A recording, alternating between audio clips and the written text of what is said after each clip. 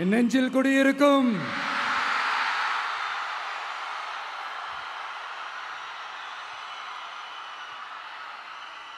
தமிழக மக்கள் உங்கள் அனைவருக்கும் என்னுடைய வணக்கமும் என்னுடைய நன்றிகளும். குறிப்பா திருச்சி கிழக்கு தொகுதி மக்கள் உங்கள் அனைவருக்கும் என்னுடைய ஸ்பெஷல் வணக்கமும் ஸ்பெஷல் நன்றிகளும். இதை நான் ஏன் இப்படி சொல்றேன்னா, என்னை இப்போ பெரம்பூர் தொகுதி எம்எல்ஏன்னு தான் சொல்லுவாங்க. பட் ஆனால் அது எலெக்ஷன் கமிஷனோட அந்த சட்ட விதிகளுக்கு மட்டும்தான் அப்படி. ஆனால் என்னை பொறுத்த வரைக்கும், தமிழ்நாட்டை பொறுத்த வரைக்கும், தமிழ்நாட்டுக்கு எப்படி திருச்சி ஒரு இதயம் மாதிரியோ, அந்த மாதிரி என்னோட இதயத்துக்கு திருச்சி கிழக்கு தொகுதி மக்களும் ரொம்ப ரொம்ப ரொம்ப க்ளோஸ் தான். அதில் எந்த மாற்றமும் கிடையாது. சரிங்களா?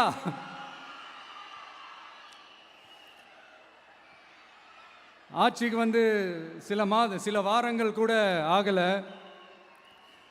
6 மாதம் அமைதியாக இருப்போம்னு சொன்னவங்களாம் 6 நாள் கூட அமைதியாக இருக்க முடியல. ஆட்சிக்கு அரை மணி நேரத்திலே ஆரம்பிச்சிட்டாங்க. பாவம், ஒரு கல்யாண வீட்டிலலாம் போய் புலம்பிட்டு இருக்காங்க. நான் சொன்னதெல்லாம் நடக்குதா? 1 by 1 எல்லா புலம்பல்ஸும். அது மாதிரி இத்தனை வருஷமா மாற்றி மாற்றி உங்களை ஏமாத்திக்கிட்டு இருந்த இந்த 2 பேரையும் வேண்டாம்னு சொல்லி ஒதுக்கிட்டு உங்களுக்காக உண்மையா உழைக்க வந்த உங்க விஜய, உங்க அண்ணனை, உங்க தம்பிய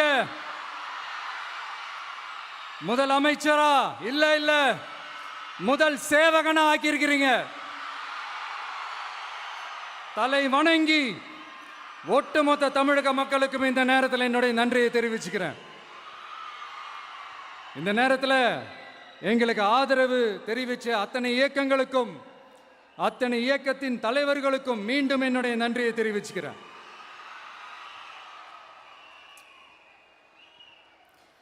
புரட்சி தலைவர் எம்ஜிஆர் அவர்களுடைய முதல் தேர்தலில் கூட இந்த அளவுக்கு ஒரு ஓட் பர்சன்டேஜ் வாங்கலை அப்படின்ட்டு நிறைய பேர் சொன்னாங்க. ஆனால் நீங்கள் டிவி கேட்க அவ்வளோ நீங்கள் ஆதரிச்சிருக்கிறீங்க. நான் எம்ஜிஆர் அவர்களோடலாம் நான் கம்பேர் பண்ணல. எம்ஜிஆர் தான். ஆனால் நாம பெரியார், அண்ணா, எம்ஜிஆர் அவர்கள் வழியில் ஒரு அன்பா உழைக்க வந்த உங்க விஜய், அவ்வளவுதான். 1977 நீங்க போடாத ஓட்டை 2026 நீங்க போட்டிருக்கிறீங்க. என்ன ஒன்று, இன்னும் கொஞ்சம் அதிகமாக ஆதரிச்சிருந்தீங்கன்னா கொஞ்சம் நல்லா வந்திருக்கும். பட் பரவாயில்ல, ஃப்யூச்சரில் வரப்போகிற எல்லா தேர்தலையும் உங்களுடைய முழு சப்போர்ட்டை என்னால் வாங்க முடியுன்ற அந்த ஒரு நம்பிக்கை இப்போ என் மனசில் ரொம்ப ஆழமாக பதிஞ்சிருக்கு. ஏன்னா நீங்கள் அமைச்சு கொடுத்துருக்கிற இந்த ஆட்சியில் எல்லா நன்மைகளையும் நீங்கள் கண்கூடா பார்க்க தான் போறீங்க அப்படின்ற அந்த கான்ஃபிடென்ஸும் இப்போ என் மனசில் ரொம்ப ஆழமாக பதிஞ்சிருக்கு. யார் எந்த நிலைமைக்கு எந்த பொசிஷனில் போனாலும் இந்த கிண்டலும் கேலியுமா பேசுறது இருக்கத்தானே செய்யும். நம்மளை பற்றி, நம்ம அரசியலை பற்றி, நம்ம பேச்சை பற்றி இந்த கிண்டலும் கேலியுமா பேசிட்டு தானே இருப்பாங்க. அவங்க எல்லாருக்குமே என் சைட்லேருந்து ஒரே ஒரு ரிக்வெஸ்ட், தயவு செஞ்சு நிப்பாட்டிடாதீங்க. தயவு செஞ்சு கண்டினியூ பண்ணுங்க.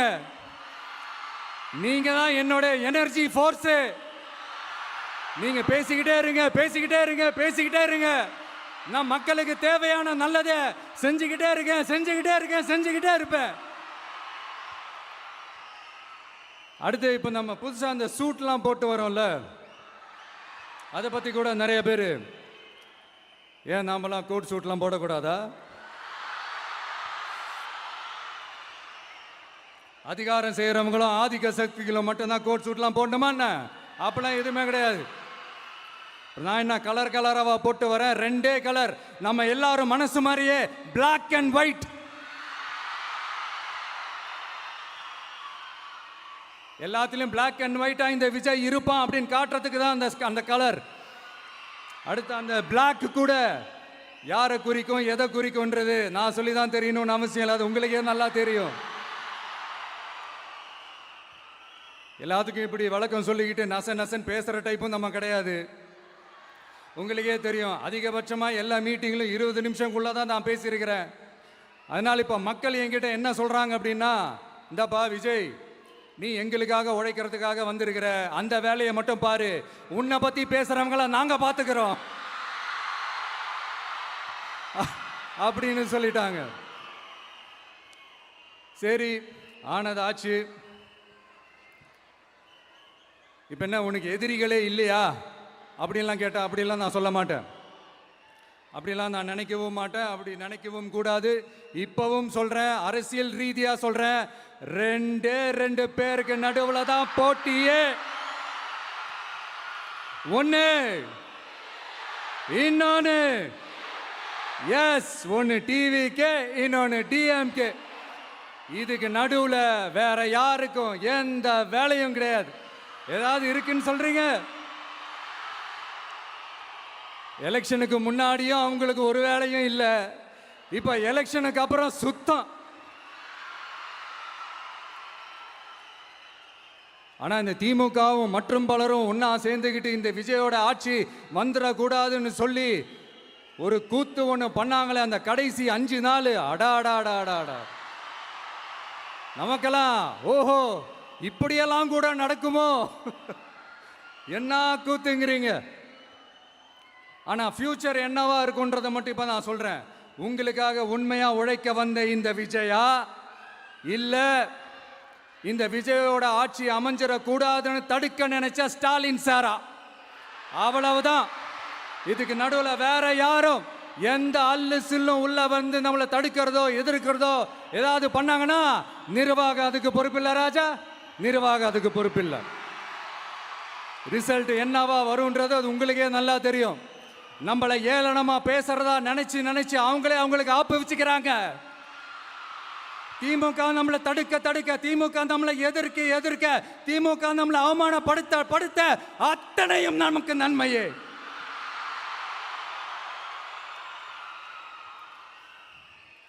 ஒன்று கவனிச்சிங்களா மக்களே, நம்ம ஆட்சிக்கு வந்ததுக்கு அப்புறம் ஒரு விஷயம் ஒன்று நடந்துகிட்டு இருக்கு. இது இந்த ஜென்சி தலைமுறையை அட்ராக்ட் பண்றதுக்காக இங்கிலீஷ் தமிழ் கலந்த அறிக்கை, அது சொல்ல வந்த நினைச்சிங்களா? அந்த காமெடி எல்லாம் கிடையாது. அடுத்து இந்த ரியாலிட்டியை மறந்துட்டு இந்த ரீல்ஸ் போடுறது, அது சொல்ல வந்தீங்களா? அந்த காமெடியும் கிடையாது. இது சீரியஸாக ஒரு விஷயம் நடந்துகிட்டு இருக்கு. முன்னெல்லாம் சட்டசபையில் யார் பேசுனா நமக்கு என்ன, யார் அடிச்சுக்கிட்டா நமக்கு என்னன்னு இருந்த கூட்டம்லாம் இப்போ சட்டசபையில் என்ன நடக்குது, என்ன பேசிக்கிறாங்கன்றது ரொம்ப உன்னிப்பாக கவனிக்கிறாங்க. கவனிச்சிங்களா? திமுக ஸ்டைல்லையே சொல்லணும்னா ரீல்ஸ் போட்ட கூட்டம்லாம் இப்போ நியூஸ் பார்த்துக்கிட்டு இருக்கிறாங்க. அதில் நமக்கு சந்தோஷம்தான், பெருமை தான். நம்மளுடைய யங்ஸ்டர்ஸ், நம்ம பெண்கள் எல்லாம் அந்த அரசியல் என்னன்னு தெரிஞ்சுக்கணும், அந்த அரசியல் என்னன்னு புரிஞ்சுக்கணும்னு அப்படி ஒரு விழிப்புணர்வு ஏற்பட்டிருக்கு. அதில் எங்களுக்கு சந்தோஷம்தான்.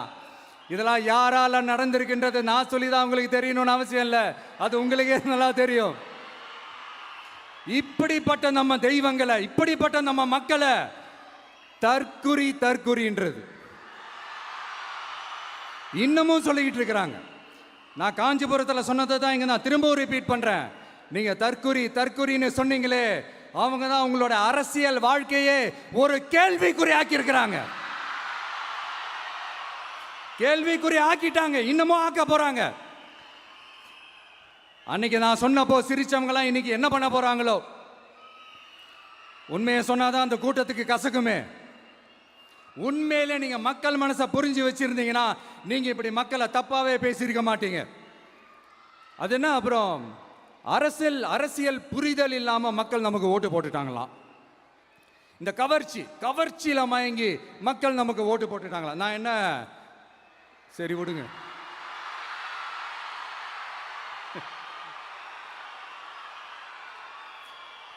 மக்கள் அவங்களுக்கு ஓட்டு போட்டா அந்த மக்கள் நல்லவங்களாம், அதே மக்கள் நமக்கு ஓட்டு போட்டா அந்த மக்கள் கெட்டவங்களா, தற்குறியா. இதே மக்கள் தான் இத்தனை வருஷமா அவங்களுக்கு ஓட்டு போட்டுட்டு இருந்தாங்க. உங்களுக்கு மட்டும் என்ன, வேற ஏதாவது பிளானட்ல இருந்து குதிச்சு ஓட்டு போட்டு போனாங்களா? தற்கொரியாமா, தற்கொரி நல்லா வருது, வேணான்னு பாக்குறேன். எங்க அண்ணன் விஜயகாந்த் அண்ணன் சொல்ற மாதிரி, அண்ணா அவர்கள் ஆரம்பிச்ச கட்சியை ஒரு அடிமை கூடாரமா ஆக்குனது யாருங்க சார்?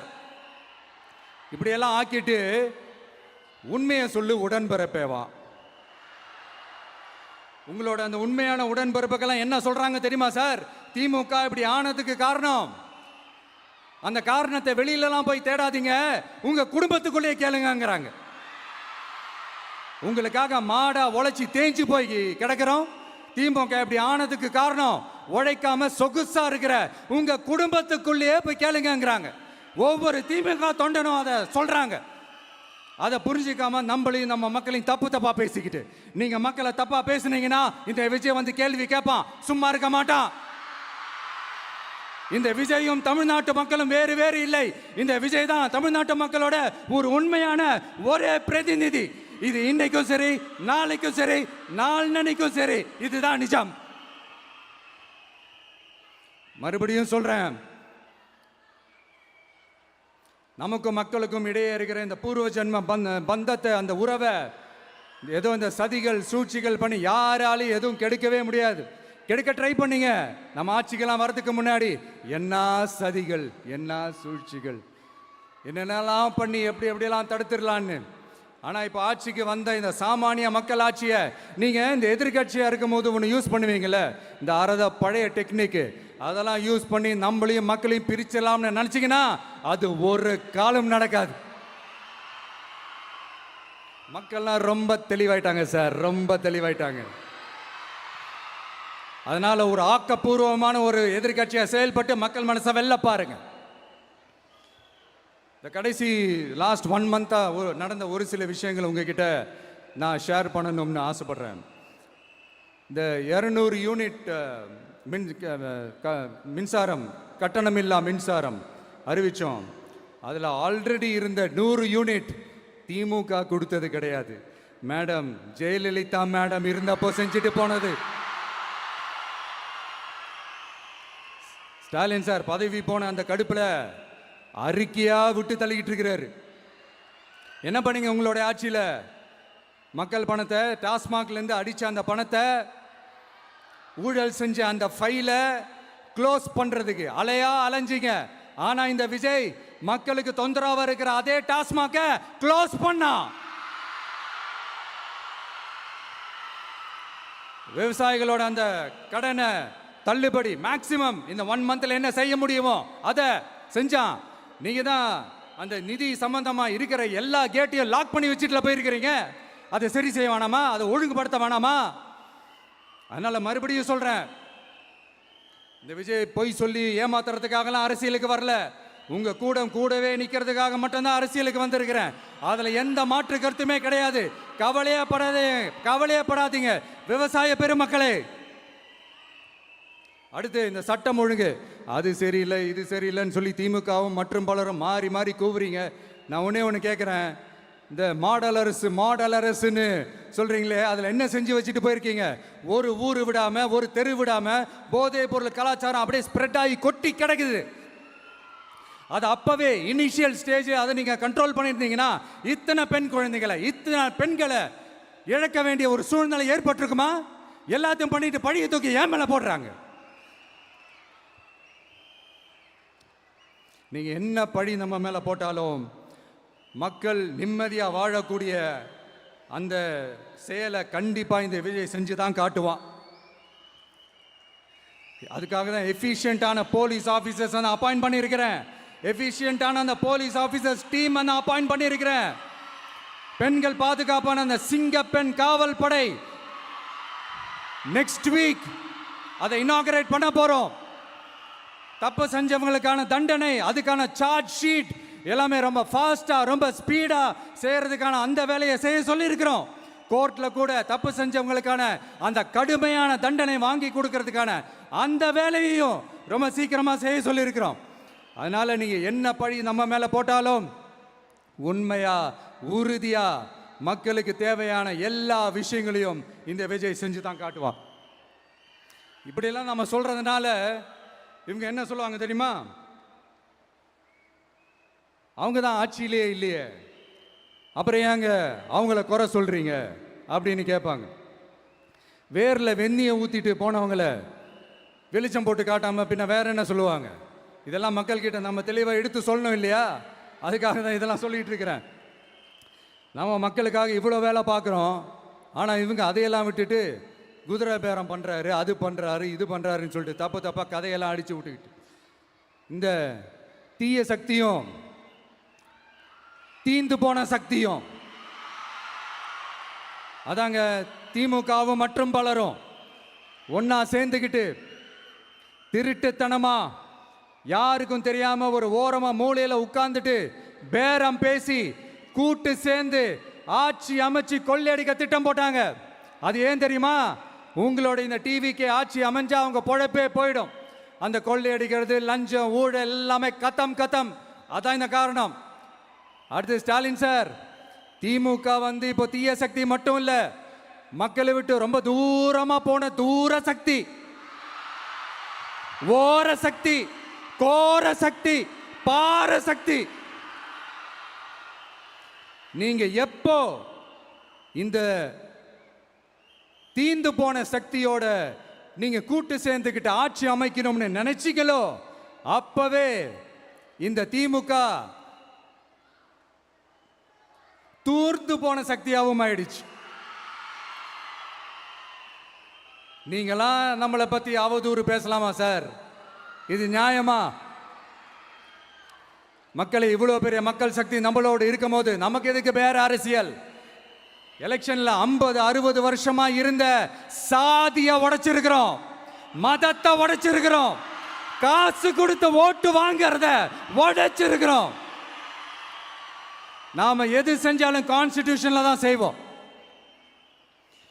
நாம சிங்கிள் மெஜாரிட்டி வாங்கி இருந்தாலும் நம்மளை நம்பி முறையா கூட்டணியில கட்சியில ஆதரிக்க வர்றவங்களை அரவணைச்சு தான் இருப்போம். நான் இப்பவும் மீண்டும் டிக்ளேர் பண்றேன், டிவிகே ஆட்சி எந்த பாகுபாடும் இல்லாம எல்லாருக்குமான ஒரு ஆட்சியா தான் இருக்கும். அதுல எந்த மாற்றமும் கிடையாது. ஸ்டாலின் சார் மாதிரி ஊசலாட்டம் இருக்கவே இருக்காது. மதச்சார்பற்ற கொள்கையில சமரசமே இல்லை. மாநில உரிமைகள்ல விட்டு கொடுக்கவே மாட்டோம். நதி நீர் உரிமைகளை விட்டு கொடுக்கவே மாட்டோம். சமூக நீதி, சம நீதிய, சமத்துவ நீதிய ஒரு நாளும் விட்டு கொடுக்கவே மாட்டோம். அதனால திருச்சி கிழக்கு தொகுதி மக்களே, தமிழ்நாட்டில் இருக்கிற 234 தொகுதியும் நம்ம தொகுதி தான். அதுல எந்த கட்சி ஜெயிச்சிருந்தாலும் அது நம்ம தொகுதி தான்.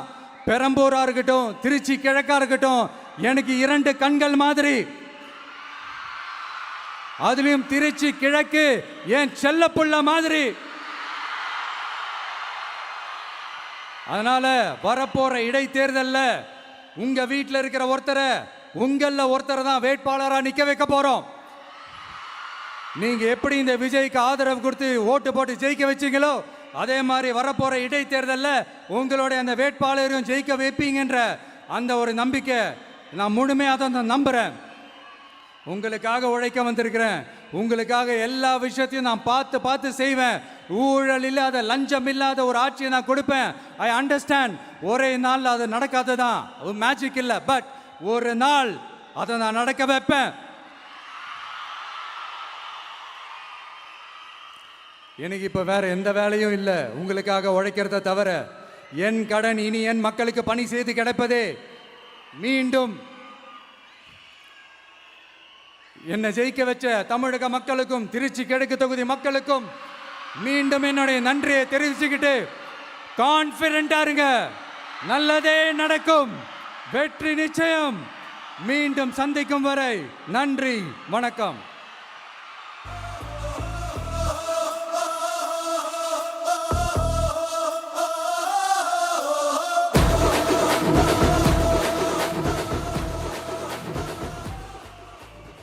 பணநாயகத்தை உடைத்த